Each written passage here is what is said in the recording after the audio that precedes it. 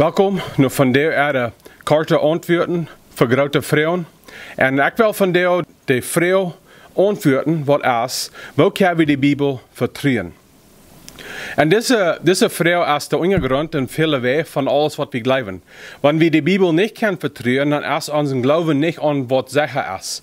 Maar wanneer we de Bijbel ganz vertrouwen kunnen, dan kunnen we zeggen, verreweg leven, niet bloos in wat recht en aardig is, maar ook in onze gemeenschap met God. So ik wil van deel een paar wij ons helpen denken, waar de Bijbel is te vertrouwen. Eerstlich, de Bijbel is geschreven van mensen en steden wat wörtlich zijn. Wanneer we reden van Israël, dat land Israël, dat is een stad wat wörtlich hier op de aarde is. De mensen wat dan leven, die houden wörtlich in leven, die zijn niet opgemerkte steden en zijn niet opgemerkte mensen. Er zijn verse beker wat geschreven zijn in die tijden, wat stemmen doen met alles wat we in de Bijbel zijn.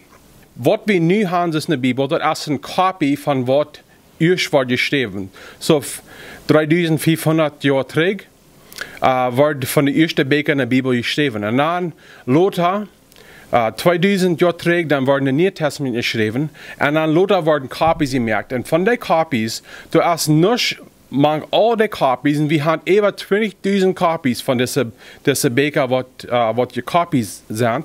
En wanneer we die alle dingen in orde talen doen, er is nog wat wörtlich wat niet stemmen deed. Niet stemmen met alles, vielleicht sind er ein paar Wörter, wat nicht ganz stemmen doen, aber wat de Wahrheit dabei ist, das ist nichts, was dingen in Ordnung schaffen wird.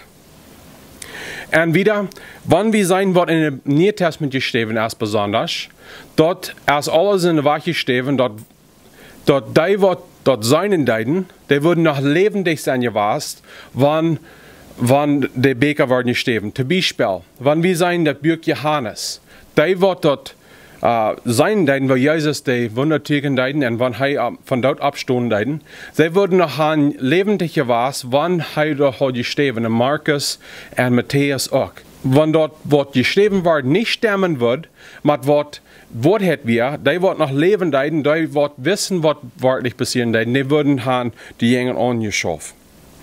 Wieder, da sind viele Prophezeien von Jesus, was erfüllt sind.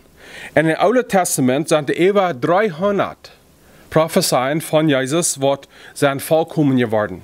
Und das ist bloß durch was Gott gesagt hat, was bis Gott kann weiten, dort wie kann sein, was wird passieren, oder es liegen würden weiten, was passieren wird. Und Jesus erfüllt dort. Wieder, die Bibel ist fehlerlos. Und was wir meinen mit dort ist, du hast nicht in der Bibel, was nicht stemmen mit was so ist. Und ich glaube, eine paar Wege ist, die Bibel und die Wort, was in der Bibel sind, und von wem die Bibel reden wird, Jesus Christus, hat die Welt geändert, in der größeren Weise ist irgendeine ordentliche Buch oder irgendeine ordentliche Person.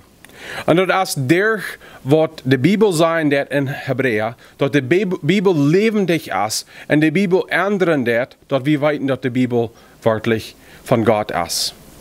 Wenn wir die Bibel lesen, dann, wofür ist es nicht, dass die Bibel uns Deipenhort schneiden wird? Wofür ist es nicht, dass die Bibel uns ein Verständnis geben wird, was Deipen ist, was Menschen können geben? Und das ist ein Beweis, dass Gott die Bibel geschrieben ist und dass wir die Bibel können ganz sicher vertrauen.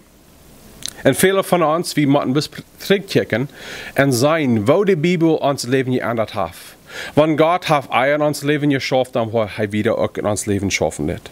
Und dann, nachher, der Heilige Geist wird in alle uns Christen leben wird. Wie wir Jesus angenommen haben und wir waren geboren sind, wie hat der Heilige Geist in uns und er wird uns wiesen, dass die Bibel wirklich so ist.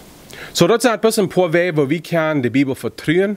Und ich hoffe, dass von dir diese korte Antworten für große Frauen haben, könnt abhören und glauben und Mut gegeben, Jesus Christus später noch feiern. Ich will Ihnen einen guten Werk wünschen, Gottes Segen.